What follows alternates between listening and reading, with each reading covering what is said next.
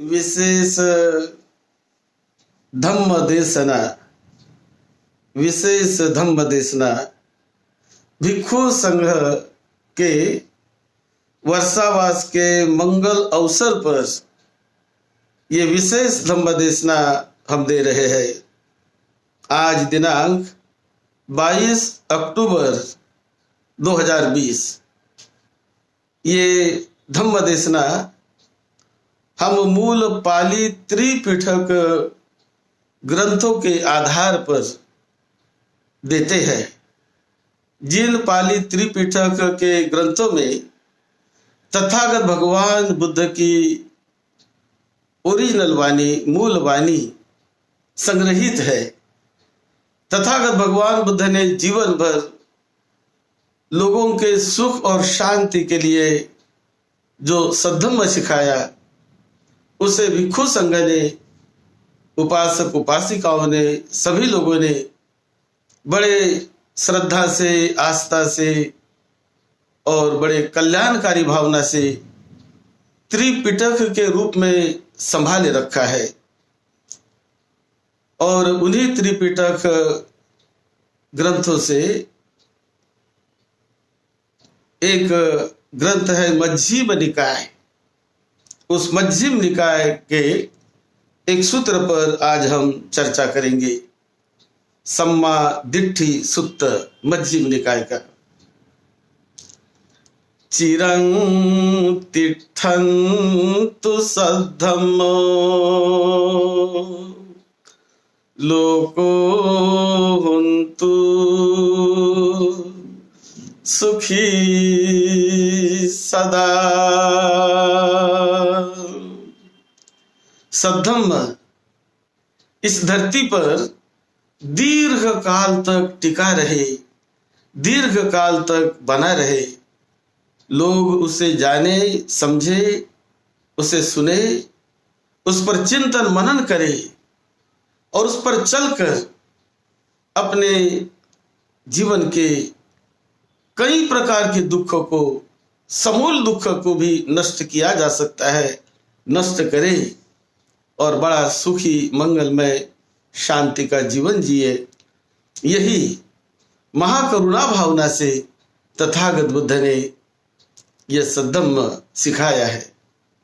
आज हम मध्यम निकाय के सम्मा दिट्ठी सुत्त, इस पर हम थोड़ी चर्चा करेंगे। ये सम्मा दिट्ठी सुत्त बहुत ही महत्व का, बहुत ही कल्याणकारी ऐसा ये सूत्र है कि जिसमें तथागत भगवान बुद्ध की शिक्षा का मूल सार आ जाता है। इस सूत्र में विशेष रूप से दुख कैसे निर्माण होता है, कैसे नष्ट करना चाहिए, इसका सारा रास्ता बड़े सूक्ष्म और अच्छे प्रकार से जो तथागत बुद्ध ने समझा के बताया। मैं मूल सूत्रों को ही पढ़ता हूँ, मूल ग्रंथ से, मध्यम निकाय ग्रंथ से। एवं में सुतं एकं समयं भगवा सावत्यं विहरति जेतवने अनाथ पिंडिकस्य आरामे तत्र को आयस्मा सारिपुत्तो भिक्षु आमन्तेसि आहुसो भिक्षवेति आहुसोति खोते भिक्षु आयस्मन्तो सारिपुत्तस्य पच्चो सोसुं आयस्मा सारिपुत्त एत दवोच। तथागत भगवान बुद्ध एक बार श्रावस्ती के जेतवन विहार में विहार कर रहे थे बड़े भिक्षु संघ के साथ। और तब बुद्ध ने सारिपुत्तों को बताया कि सारिपुत्त, भिक्षु संघ को जाकर तुम ये सद्धम्म की देशना दो, सद्धम्म बताओ। तो जो बुद्ध ने बताया वही देशना सारिपुत्त भिक्षु संघ को देते हैं। भिक्षु संघ को सारिपुत्त ने सभागृह में बुलाया और सारिपुत्त ने के बुलाने के बाद भिक्षु संघ सभागृह में आ गया और सारिपुत्र बता रहे हैं, कह रहे हैं, सम्मा दिट्ठी आउसो उच्चति, कित्ता वत्ता नुख आउसो अरिय सावो को सम्मा दिट्ठी होती, उजुगतस दिट्ठी धम्मे अवेच पश्चादेन सम्मन्नागतो आगतो इमं सद्धम मंगती। सम्मा दिट्ठी ऐसे कहते हैं, लेकिन सम्मा दृष्टि यह कैसे निर्माण होती है? क्या है सम्मा दिट्ठी? और सम्मा दृष्टि यदि निर्माण हो जाए तो वही सद्धम्म है, वही सद्धम्म है। इसलिए सम्मा दृष्टि पर इस समय सारिपुत्र ने भिक्षु संघ को समझा के बताया, और भिक्षु संघ इकट्ठा बैठकर उसे सुन रहा है। यथो को आउसो अरिय सावो को अकुशलंच पजानाति, अकुशल मूलंच पजानाति, कुशलंच पजानाति, कुशल मूलंच पजानाति, एतावत्तापि आउसो अरिय सावो को सम्मा दिट्ठी होती। आर्य श्रावक यानी बुद्ध के जो शिष्य होते हैं उन्हें आर्य श्रावक कहा जाता है। भिक्षुओं को भी आर्य श्रावक, आर्य भिक्षु कहते हैं। उपासक उपासिकाओं को भी आर्य, आर्य का मतलब नोबल, सद्धम्म के रास्ते पर चलने वाले, ऐसा कहा जाता है पाली भाषा में। तो ये जो भिक्षु है या ये जो आर्य श्रावक है, उपासक उपासिकाएं हैं, ये अकुशल क्या है उसे जानते हैं। किसे अकुशल कहते हैं उसे जानते हैं। अकुशल मूल क्या है अकुशल का, कैसे वो अकुशल कार्य तैयार होते हैं उसे भी जानते हैं, और उसे जानकर, उसे समझकर, उसे वो हटाने का पूरी तरह प्रयास करते हैं और सद्धम्म के रास्ते पर चलते हैं। अकुशल, अकुशल जो कहते हैं, क्या है अकुशल, किसे अकुशल कहते हैं? अकुशल यानी बुरा, दुख देने वाला, कष्ट देने वाला, ऐसा जो कार्य जो अच्छा नहीं है उसे अकुशल कहा जाता है। तो अकुशल है पानाति पातो आउसो अकुशलं होती, अदिन नादानं अकुशलं होती, कामे सुमिच्छाचारो अकुशलं होती, मूसावादो अकुशलं होती। इस प्रकार पिसुनामाचा अकुशल होती, संभव फलाको अकुशलं होती। अकुशल यानी बुरा कार्य हम किसे कहें? तो बुरा कार्य कहते हैं प्राणी मात्रा की हिंसा करने को, प्राणी को परेशान करने को, इसे बुरा कहते हैं, अकुशल काम करते हैं, अकुशल कहते हैं। उसी प्रकार चोरी का कार्य कोई करता है, किसी को ठगी करता है, किसी को लूट लेता है, उसे कहते हैं अकुशल कार्य। उसी प्रकार जो कामे सुमिच्छाचार का चार में पड़ा हुआ है, अनाचारी है, उसे कहते हैं अकुशल। जो झूठ बोलता है उसे कहते हैं अकुशल। जो निंदा करता है, जो किसी को गाली गलौज करता है, जो किसी की चुगली करता है, इसे कहते हैं अकुशल। और ये अकुशल का मूल क्या है? क्यों ऐसे अकुशल कार्य तैयार हो जाते हैं? इसका मूल है लोभोच अकुशल मूलं, दोषोच अकुशल मूलं, मोहोच अकुशल मूलं। कोई भी काम बिना कारण से, बिना वजह से नहीं होते। यह तथागत बुद्ध का बड़ा महत्वपूर्ण सिद्धांत है। यह विज्ञान का सिद्धांत है। क्यों बुद्ध को वैज्ञानिक कहते हैं? क्योंकि बुद्ध ने वो बात सिखाई, वो बात बताई कि कोई भी कार्य जो आपको दिखता है उसके पीछे कोई न कोई कारण है, कोई न कोई हेतु है। बिना हेतु से, बिना कारण से कुछ भी नहीं होता, और कुछ भी नहीं है। यहाँ पर जो भी होता है उसके लिए कुछ हेतु है। तो जब वो कोई किसी की हत्या करता है, प्राणी की हत्या करता है, या कोई किसी की चोरी कर लेता है, या कोई व्यभिचार कर लेता है, कोई झूठ बोलता है, क्यों बोलता है? क्या कारण उसका?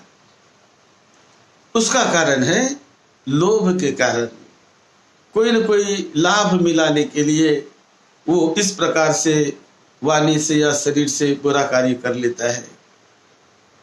दूसरा है द्वेष के कारण, मन में यदि द्वेष हो तो द्वेष के कारण ऐसे बुरे काम कोई व्यक्ति कर लेता है। या तीसरा मोह यानी अज्ञान के कारण बिना जाने न समझे हुए ऐसे कार्य वो कर लेता है, तो इसे कहते हैं उसके मूल। फिर इसी प्रकार कुशल क्या है? कतमोच विक्रमे कुशलो, कुशल किसे कहते हैं? कुशल यानी अच्छा काम, जो लोगों को सुख देता हो, शांति देता हो, परेशान न करता हो, अच्छा लगता हो, लोगों के भलाई के लिए होता हो, लोगों को सुख शांति देने के लिए होता हो, इसे कहते हैं कुशल कार्य। तो ये कुशल कार्य यानी कौन से, कैसे? तो मूल तो ये बताए, उसके बाद कई होते हैं, लेकिन पानातिपाता वेरमणि कुशलन, प्राणी मात्रा की हिंसा से अलिप्त रहना, दूर रहना, यानी कुशल कार्य हो गया। उसी प्रकार अदिन्ना दाना वेरमणि कुशलन, यानी किसी की चोरी नहीं करना, किसी के वस्तु को चुराना नहीं, हड़पना नहीं, और किसी को धोखा नहीं देना, इसे कहते हैं कुशल कार्य। कोई व्यभिचार नहीं करना, इसे कहते हैं कुशल कार्य। झूठ नहीं बोलना, किसी की चुगली नहीं करना, किसी की निंदा नहीं करना, व्यर्थ बातें नहीं करना, इसे कहते हैं कुशल कार्य। ये कुशल कार्य होते हैं। और इसका मूल क्या है? ऐसे क्यों होते हैं कुशल कार्य? किस वजह से ये होते हैं? अलोभो, अदोषो, अमोहो, यानी जब मन में लोभ नहीं है तो कोई चोरी नहीं करेगा, जब मन में द्वेष नहीं है तो कोई प्राणी हिंसा नहीं करेगा, चोरी नहीं करेगा, मोह नहीं है तो कोई ये बुरे काम नहीं करेगा। तो इसीलिए ये उसके मूल कारण होते हैं। मूल मतलब कुशल, मूल। और जब मन में लोभ नहीं है लेकिन मन में सद्भावना है, दूसरों को सुख देने की भावना, दूसरों का कल्याण करने की भावना, दूसरों के दुख दूर करने की भावना, ये अलोभ के वजह से होती है। यानी लोभ नहीं है लेकिन अच्छा, दूसरों के लिए कुछ मैं अच्छा करूं, इस भावना से ये अच्छे काम होते रहते हैं। फिर अकुशलं पजानाति और आहारंच पजानाति, आहार समुद्रंच पजानाति, वो और भी डीप में जाकर कि इनका आहार क्या है। आहार यानी हम जो भोजन करते हैं, जो कुछ में इनपुट देते हैं, तो आहार तो हम केवल एक प्रकार का आहार जानते हैं कि भोजन हमारा, लेकिन तथागत भगवान बुद्ध ने 4 प्रकार के आहार बताए। 4 प्रकार का भोजन इस बॉडी को, मनुष्य जीवन को दिया जाता है। कौन से 4 प्रकार का भोजन? एक भोजन है कबड़िकारो आहारो, यानी जो हम खाते पीते हैं, भोजन करते हैं, भात, चपाती, दाल आदि सब्जी वगैरह, इसे कहते हैं कबड़िकारो आहारो। ये हुआ एक प्रकार का आहार। फिर है ओडारिको सुखुमोवा, ये कभी अच्छा होता है, कभी शुष्क होता है, कभी बहुत अच्छा होता है, और कभी ये असुखुमो ओडारिको ऐसा होता है। फिर दूसरा आहार है फस्सो। फस्सो यानी स्पर्श। हमारे इंद्रियों को जो स्पर्श होता है, यह स्पर्श भी एक आहार है। स्पर्श की वजह से शरीर में कुछ निर्माण होते रहता है और इसलिए इसे आहार माना जाता है। फिर मनोसंचेतना आहार, यानी मन में जो चेतना संचेतना निर्माण होती है, जो संखार निर्माण होते हैं, जो विचार निर्माण होते हैं, जो संकल्प विकल्प निर्माण होते हैं, ये संकल्प विकल्प को, इसे भी तीसरे प्रकार का आहार कहा जाता है। और चौथा है विज्ञानं चतुर्थं आहारो, जो विज्ञान है ये चौथे प्रकार का आहार, यानी विज्ञान, ये विज्ञान भी आहार है जो चित्त को मिलता है और जिसकी वजह से चित्त आगे बढ़ते जाता है, बढ़ते रहता है, तो ये उसका आहार माना जाता है विज्ञान को। फिर बुद्ध और बाद में बताते हैं, यतो को आउसो अरियसाओ को दुखं च पजानाति, दुख समुदयं च पजानाति, दुख निरोधं च पजानाति, दुख निरोधागामिनी पटिपदं च पजानाति। दुख क्या है? ये दुख को आर्य श्रावक ये अच्छी प्रकार से भली भांति जानता है, भली भांति समझता है कि दुख है। दुख तो कई प्रकार के दुख है, दुख का तो हम गिन नहीं सकते, इतने प्रकार के दुख होते हैं। लेकिन यहाँ मूल रूप में जो दुख बताए गए हैं तो वो जाति पि दुखा, जरा पि दुखा, मरणं पि दुखम, शोक परिदेव दुख दो मनस्सु पाया सा पि दुखा, अपिये ही संपयोगो दुखो, पिये ही विपयोगो दुखो। इस प्रकार बहुत सूक्ष्म ऐसी दुख की व्याख्या की गई है कि जब जन्म हुआ तो जन्म के बाद ये दुख से बॉडी को, शरीर को, जीवन को वो जाना ही पड़ेगा। ऐसा नहीं कि मेरा जन्म हो गया और जन्म होते किसी प्रकार का मुझे दुख हो ही नहीं, ऐसा कभी नहीं होता है, यह असंभव है। तो जिसका जन्म हुआ उन्हें इस प्रक्रिया से, इस नैसर्गिक प्रक्रिया से ये गुजरना पड़ेगा। और जब गुजरते समय उसे शोक होता है, परिदेव होता है, दुख होता है, तो वो दुख होता है जरा, जरा यानी बुढ़ापा। ये बुढ़ापा भी सुख देने वाला नहीं होता, तो बुढ़ापा होता है दुख देने वाला। ये जो व्याधि भी दुख देने वाली होती है, व्याधि भी दुखा। उसी प्रकार मरण, मृत्यु, ये मृत्यु भी दुख देने वाला होता है। फिर अप्रिय लोगों का संयोग, जो हमें अच्छे नहीं लगते, अप्रिय लोग हैं हमारे, ऐसे व्यक्ति का हम नहीं चाहते, फिर भी जब मिलाप हो जाता है, संयोग हो जाता है, तो उस समय आनंद नहीं होता हमें, तो दुख होता है। अप्रिय ही संपयोगो, यानी दुश्मन लोग हमें मिलते हैं, कोई हमारे वैरी लोग हमें मिलते हैं, कोई हम जो नहीं चाहते वो चीज हमारे हमसे मिल जाती है, तो ये दुख देने वाली होती है। उसी प्रकार पिये ही संपयोगो दुखो, पिये ही विपयोगो दुखो, प्रिय व्यक्ति का हमसे दूर हो जाना, वियोग होना, जो हमें अति प्रिय है। हमारे माँ बाप अति प्रिय होते हैं, हमारे लड़के बच्चे अति प्रिय होते हैं, हमारे पति पत्नी अति प्रिय होते हैं, भाई बहन, दोस्त मित्र, ये प्रिय होते हैं हमारे, जिसके साथ हम जीवन भर रहते हैं, तो ये तो प्रिय होते हैं। तो ये प्रिय को हम हमेशा प्रिय तो कहते ही है, हमारे अच्छे कहते हैं, लेकिन वास्तविकता ये है कि जितने हमारे प्रिय लोग होंगे उतने हमें दुख भी भोगना पड़ेगा। क्यों दुख भोगना पड़ेगा?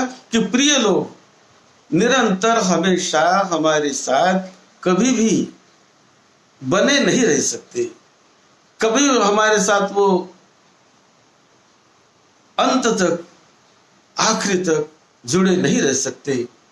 तो जो भी प्रिय होते हैं वो हमसे विदा हो जाते हैं, दूर हो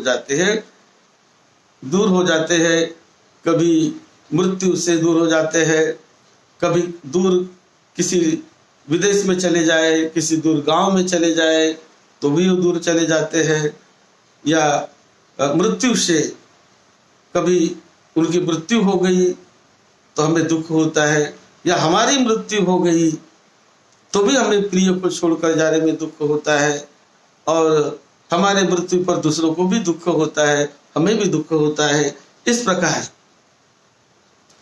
ये जो दुख का कारण, जहां बॉडी है, जहां शरीर है, तो यह शरीर होने के कारण ये जरा मरण आएगा, व्याधि आएगी, मृत्यु आएगा, और ये दुख देने वाले हो गए। अब ये भी क्यों, ये क्यों होता है? क्योंकि जहां जाति हुई, जाति का मतलब जन्म हुआ, तो जन्म होने की वजह से ये सारे प्रक्रिया से, सारे इस श्रृंखला से हमें गुजरना पड़ता है जहां जन्म हुआ। फिर बुद्ध और भी खोज में गए कि यह जो जन्म क्यों हुआ, क्यों जन्म होता है। जन्म भी अपने आप बिना वजह से नहीं होता है, तो जन्म होता है भव की वजह से, यानी भव यानी बिकमिंग। ये जो हमारी प्रक्रिया हमेशा बनने की तरह चलते रहती है, कुछ न कुछ बनना, कुछ न कुछ होना, कुछ न कुछ होना, तो ये प्रक्रिया चलते ही रहती है, तो उसे कहते हैं भव। फिर ये भव भी क्यों होता है, उसके भीतर में बहुत गहराई में जाने का तथागत बुद्ध ने प्रयास किया, और यह भव का कारण क्या है। और खोजने से पता चला, भीतर जाने से पता चला कि जो उपादान पच्चया भव, तो उपादान यानी आसक्ति, गहरी आसक्ति, गहरा अटैचमेंट, ये भव को निर्माण करता है। ये गहरा अटैचमेंट बॉडी के प्रति, गहरा अटैचमेंट मैं मेरे के प्रति, गहरी आसक्ति मैं मेरे के प्रति, मैं मानता हूँ, वस्तुओं को मैं मानता हूँ, मेरी मानता हूँ, मैं अपने को मैं मानता हूँ, मेरा मानता हूँ, और उसके प्रति आसक्ति, अटैचमेंट मैं इकट्ठा करता हूँ, बनाए रखता हूँ। तो जितना अधिक अटैचमेंट होगा, यानी उपादान होगा, उतना वो भव बढ़ते जाएगा। तो ये उपादान की वजह से भव यानी वो भव बढ़ते जाता है। अब उपादान भी क्यों होता है, इतनी गहरी आसक्ति क्यों निर्माण होती है, उसके मूल में जाकर बुद्ध ने खोज निकाला। ये तो सूत्र बहुत ही बड़ा सूत्र है, बड़ा लंबा है, मैं केवल पॉइंट की मूल बातें बताता हूं। तो ये आसक्ति, उपादान क्यों निर्माण होता है, उसका वजह है तृष्णा, यानी मुझे ये चाहिए, वो चाहिए, ये नहीं चाहिए, वो नहीं चाहिए। ये जो तृष्णा है, तन्ना पजानाति, तन्न समुदया पजानाति, यानी तृष्णा,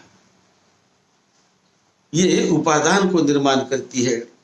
फिर ये तृष्णा भी क्यों निर्माण होती है हमारे भीतर, कौन निर्माण करता है हमारे भीतर तृष्णा को, तो उसकी खोज में जाने से पता चलता है कि तृष्णा निर्माण होती है वेदना के कारण।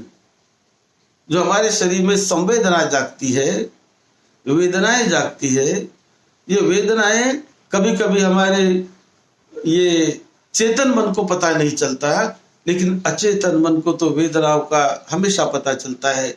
तो वेदना के कारण, संवेदना के कारण ये तृष्णा निर्माण हो जाती है। और ये वेदना भी क्यों निर्माण होती है शरीर में, क्या वजह है उसका, ये भी बिना वजह से नहीं होती।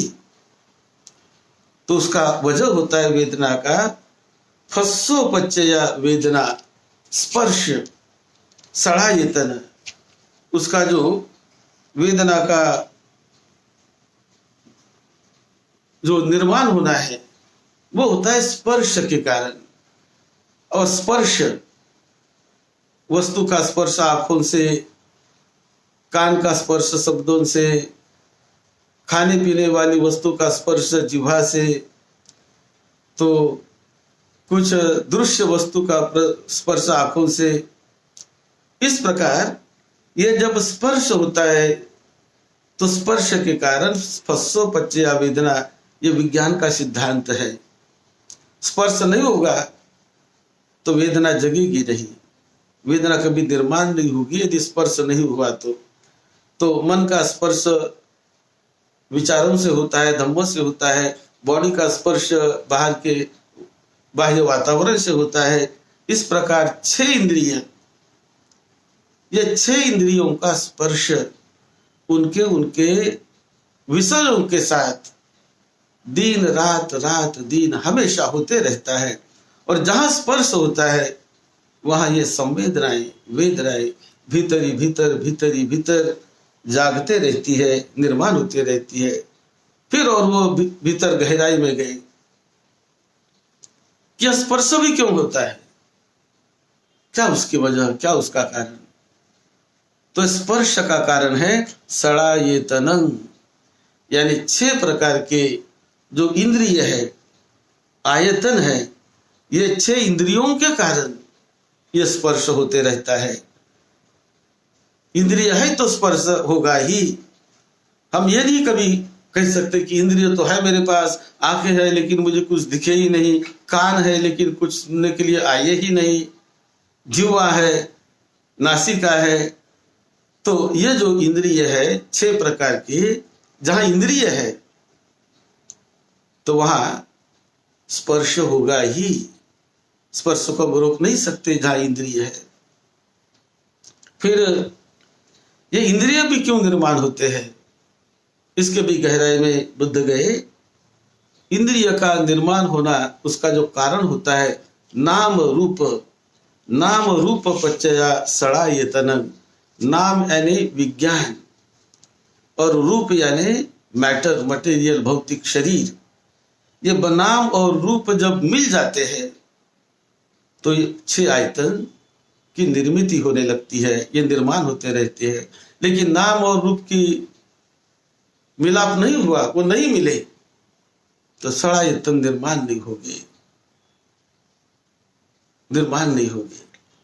फिर ये नाम और रूप भी क्यों निर्माण होते हैं, उसकी क्या वजह है।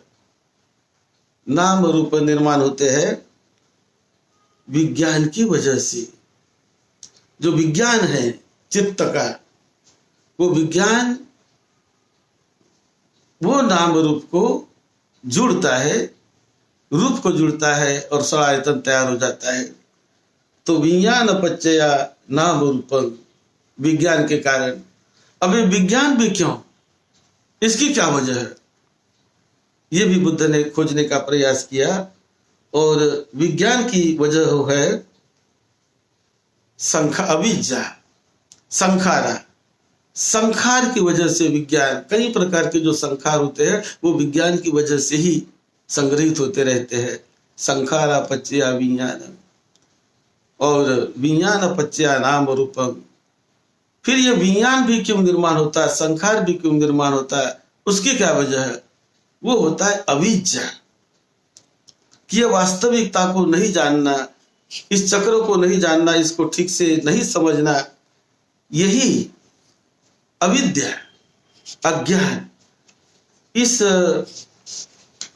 के प्रति अज्ञान, यानी ये जो श्रृंखला है इसे कहते हैं पटिच्च समुत्पाद, डिपेंडेंट ओरिजिनेशन इसे कहा जाता है इस सिद्धांत को।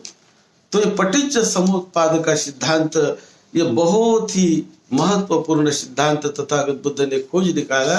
ये वैज्ञानिक खोज है बुद्ध की, कि अपने आप कुछ नहीं होता है, हर एक के पीछे कुछ न कुछ कारण होता है। तो मूल कारण है अविद्या, अज्ञान। अविद्या की वजह से संखारों को हम निर्माण करते रहते हैं, अच्छे संखार, बुरे संखार, प्रिय संखार, अप्रिय संखार। तो इस प्रकार ये जो चक्र चलते रहता है, और इसको बहुत डिटेल्स में समझाया गया। अविद्या क्या, किसके प्रति अविद्या। अविद्या यानी वास्तविकता को नहीं जानना, परिवर्तन को नहीं जानना, शरीर और चित्त के संबंध को, उसके कॉम्बिनेशन को नहीं जानना, वो कैसे एक दूसरे पर इंटरडिपेंडेंट है उसे नहीं जानना, उसे अविद्या कहते हैं। और अविद्या यानी उसके मूल को नहीं जानना, वो किस प्रकार से उसकी उत्पत्ति होती है, उसे संखार की कैसी उत्पत्ति होती है। तो ये जो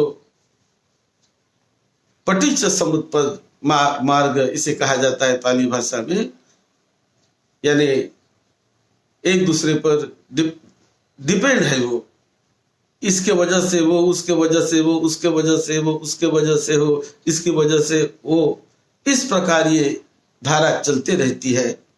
और इसे कहते हैं अविद्या पच्चया संखारा, संखारा पच्चया विज्ञानं, विज्ञान पच्चया नाम रूपं, नाम रूप पच्चया षडायतनं, षडायतन पच्चया फस्सो, फस्सो पच्चया वेदना, वेदना पच्चया तन्हा, तन्हा पच्चया उपादानं, उपादान पच्चया भव, भव पच्चया जाति, जाति यानी जन्म, जाति पच्चया जरा मरणं शोक परिदेव दुख दोमन सुपायासा संभवन्ति एवं तस्य केवलस्य दुख खंडस्य समुदय होती। यानी दुख का समुदय ये कैसा होता है, दुख कैसे निर्माण होता है, उसके गहराई तक सूक्ष्म अवस्था तक तथागत बुद्ध गए। और इस प्रकार का ये किसी ने इतना संशोधन, इतना रिसर्च किसी ने बुद्ध के पहले नहीं किया कि क्यों ये ऐसा होता, क्यों वैसा होता, क्यों वैसा होता। बहुत लोगों ने तो केवल बाह्य कारण पर, क्यों मेरे जीवन में दुख आता है, तो दुख किसी बाह्य के प्रकोप से आता है, किसी के आशीर्वाद से सुख आता है, किसी के आशीर्वाद, किसी के प्रकोप से किसी ने आशीर्वाद नहीं दिया तो हमें दुख मिलता है। इस प्रकार की तो ये कॉमन मान्यता बहुत लंबे समय तक चलती रही। बुद्ध के भी समय वो मान्यता थी, लेकिन बुद्ध ने वास्तविकता को वैज्ञानिक ढंग से जानने का प्रयास किया कि क्या ये वास्तविक कारण को जानकर, इसे समझकर, इसे क्या तोड़ सकते हैं क्या इस कड़ी को, क्या तृष्णा से मुक्त हो सकते हैं, क्या वेदना से संवेदना से मुक्त हो सकते हैं क्या। ये जब प्रश्न बुद्ध के मन में आया और उन्हें देखा कि हाँ मुक्त हुआ जा सकता है, स्पर्श से मुक्त हो सकते हैं क्या, मुक्त हुआ जा सकता है, वेदना से मुक्त हुआ जा सकता है, संवेदनाओं से मुक्त हुआ जा सकता है, और इन कड़ी को तोड़ा जा सकता है और पूरी तरह इस बंधनों से उल्टे रास्ते जाकर, सीधे सरल रास्ते जाकर उससे मुक्त हुआ जा सकता है। और जीते जी दुख से मुक्त होकर वो आनंद और सुख शांति का साक्षात्कार कर सकता है। ये रास्ता बड़ा गंभीर है, लेकिन असंभव नहीं। कई लोगों ने, करोड़ों लोगों ने इसका साक्षात्कार किया, आज भी कर रहे हैं, आज भी उस रास्ते पर चल रहे हैं और उस रास्ते पर चलकर वर्तमान में सुख शांति को पा रहे हैं, जिसे कहते हैं जो सूक्ष्म रास्ता है, भीतर का रास्ता है। ये कड़ी भीतर से शुरुआत होती है, ये कोई बाहर की नहीं, ये किताबों में कड़ी नहीं है, ये कड़ी कोई बाहर नहीं दिखाई देती, ये तो भीतर की जानकारी है। अंतर्भूत होकर उसे जानना समझना पड़ता है प्रज्ञा के द्वारा, ज्ञान के द्वारा। और जब ज्ञान जागता है, बोध जागता है, तो जहां ज्ञान जागा वहां पर अविद्या नष्ट हो जाती है, और अविद्या नष्ट हुई तो प्रकाश के रास्ते पर वो चलने लगता है। जहां तक अविद्या है, अज्ञान है, तो प्रकाश वहां नहीं दिखेगा, अंतर प्रकाश नहीं दिखेगा, अंतर चक्षु नहीं खुलेगी। इसलिए बुद्ध ने वो रास्ता दिखाया कि अंतर चक्षु खोलिए, अंतर दृष्टि को जगाइए, अपने भीतर का प्रकाश जगने दो, और वो प्रकाश में आकर उस उजाले में ये कड़ी जो भीतर निर्माण होती है और बढ़ते बढ़ते बढ़ते बढ़ते बढ़ते बढ़ते आगे चलते जाती है, तो ये कड़ी को सत्य रूप में, ये कोई कहीं सुनाने वाली बात नहीं है, ये कोई कथा कहानी नहीं है, ये तो इस जीवन की सत्यता है, वास्तविकता है। इसे कोई झुठला नहीं सकता, इसे कोई असत्य नहीं कह सकता कि मेरे शरीर में वेदना होती ही नहीं, ऐसा कोई नहीं कह सकता। मेरे इंद्रियों द्वारा स्पर्श होता ही नहीं, स्पर्श होगा ही नहीं, ऐसा कोई नहीं कह सकता। जहां 6 इंद्रिय है तो स्पर्श होगा ही, ये वास्तविकता है, सत्य है, तथ्य है। और जहां स्पर्श हुआ फस्सो पच्चया वेदना, स्पर्श होते ही आप माने या न माने, विश्वास करे या न करे, चाहे या न चाहे, हम नहीं भी मानते इसे, तो उससे ये निसर्ग की नियामता रुकने वाली नहीं। नहीं मानते फिर भी होते ही रहेगा, वो मानते हैं फिर भी होते रहेगा, नहीं मानते हैं फिर भी होते रहेगा। लेकिन जब मानते हैं, समझते हैं, जानते हैं, मानते का मतलब केवल मानना नहीं, जानना, उसका अनुभव करना, उसका साक्षात्कार करना। साक्षात्कार असत्य का कभी नहीं होता है। जो असत्य है उसका कैसे साक्षात्कार होगा? कैसे साक्षात्कार होगा? साक्षात्कार होता है सच्चाई का, सत्य का। और इसीलिए यह सच्चाई का साक्षात्कार मन कर सकता है, किया जा सकता है। और उस सच्चाई को देखते देखते, जानते जानते, वो वर्तमान की सच्चाई, वर्तमान की सच्चाई जानते जानते जानते जानते उस कड़ी के सूक्ष्म अवस्था तक चित्त पहुंचता है और वहां उसको वो तोड़ता है प्रज्ञा से, ज्ञान से। कैसे तोड़ता है? कि जहां संवेदना होती है, वेदना निर्माण हुई, संवेदना निर्माण हुई, चित्त ने जान लिया। और वेदना निर्माण होने के बाद, संवेदना निर्माण होने के बाद, जहां कॉमन चित्त, सर्वसामान्य आदमी का चित्त वेदना पर तृष्णा निर्माण कर लेता है, उसे अच्छी मानकर चाहिए चाहिए की तृष्णा, और उसे बुरी मानकर उसे हटाने की तृष्णा, उसके प्रति द्वेष, ये होता है सर्वसामान्य चित्त का स्वभाव। जिसका चित्त प्रशिक्षित नहीं है, अनट्रेन है, वो ऐसा करेगा। लेकिन तोड़ने वाला कैसे तोड़ता है? कि स्पर्श हुआ तो वेदना हो जाएगी, उसको हम टाल नहीं सकते। लेकिन हमारे हाथ में है कि जहां वेदना निर्माण हुई और वेदना निर्माण होने पर जो तृष्णा जगती है, उसे हम न जगने दे, उसे काट सकते हैं हम। वो काटने की कला, वो रास्ता हमारे पास है। वही तथागत बुद्ध ने बताया कि तृष्णा को काटो, वो उसको निर्माण न होने दो। तृष्णा की जगह पर प्रज्ञा जगाओ, ज्ञान जगाओ, प्रकाश जगाओ। कौन सा प्रकाश, कौन सा ज्ञान? कि जो तृष्णा है ये मेरी नहीं, ये तृष्णा है वो परिवर्तित होने वाली है, वो बदलने वाली है। ये तृष्णा जो अभी मेरे शरीर में इस कारण से या उस कारण से निर्माण हो गई, ये वैसे ही बने रहने वाली नहीं है, ये बदल जाएगी, ये परिवर्तित होती है, अनित्य है, अनात्म है, दुख देने वाली है। और जब अनित्य है, अनात्म है, दुख देने वाली है, तो उसके प्रति क्यों मैं आसक्ति निर्माण करूं? क्यों मैं उसके प्रति उपादान निर्माण करूं? ये यदि चित्त को समझ में आ जाए, ये प्रज्ञा जाग जाए, तो धन्य हो गया जीवन, कल्याण हो गया जीवन का। तो ये प्रज्ञा जगाने के लिए, वो प्रकाश जगाने के लिए बुद्ध का मार्ग है। और प्रकाश अंतर का प्रकाश, भीतर का प्रकाश। तो तृष्णा तो निर्माण नहीं हो पाएगी फिर। जहां ज्ञान जगा, जहां बोध जगा, तृष्णा की वास्तविकता को जान लिया, स्वभाव को जान लिया, तो प्रज्ञा उसको काटना शुरू कर देती है, उसे जल मूल से तृष्णा को निकालने का निकलना शुरू हो जाता है और वो भी तृष्ण बन जाता है, तृष्णा से मुक्त, लोभ से मुक्त, अलोभी बन जाता है, अद्वेषी बन जाता है कि द्वेष से जड़ मूल से ही उसको निकाल बाहर फेंकता है। इस प्रकार ये सम्मा दृष्टि सूत्र है।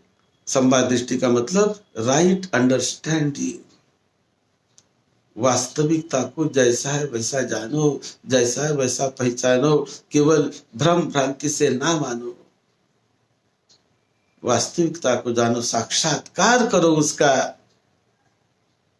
तो साक्षात्कार होते होते होते होते प्रकाश की किरणें बढ़ते बढ़ते बढ़ते बढ़ते दुख कम होते जाता है, सुख शांति बढ़ते जाती है। और फिर आगे का तो और भी इतना, कैसे अनंत सुख शांति पर वो पहुंच जाता है चित्त कि जिसका कभी उसने विचार नहीं किया, जिसको कभी उसने सोचा भी नहीं होगा, ऐसे अनंत अमाप वो ध्यान भावना के रास्ते चलते चलते, विपश्यना के रास्ते चलते चलते वो ऐसे अवस्था में आगे पहुंचता है कि वहां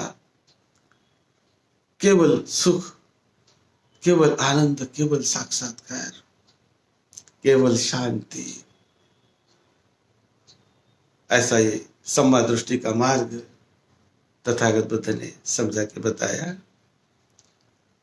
और भिक्षु संघ ने सुना, बहुत अभिनंदन किया सारिपुत्र का, क्योंकि वो तो अभ्यास करने वाले थे, वो तो जानने वाले थे, अंतर्मुखी होने वाले थे। और सभी ने अभिनंदन किया, बहुतों का कल्याण हुआ। आप सबको निरोगत्व मिले, लंबी उम्र मिले, आप सबको सुख शांति मिले, आप सबका मंगल हो, आपके परिवार के छोटे बड़े सभी का मंगल हो, सबको सुख शांति मिले। यही मंगल मैत्री के साथ सद्धम्म की सेवा में, आपकी सेवा में डॉक्टर भदंत राहुल बोधी महाथिरो, आप सबका मंगल।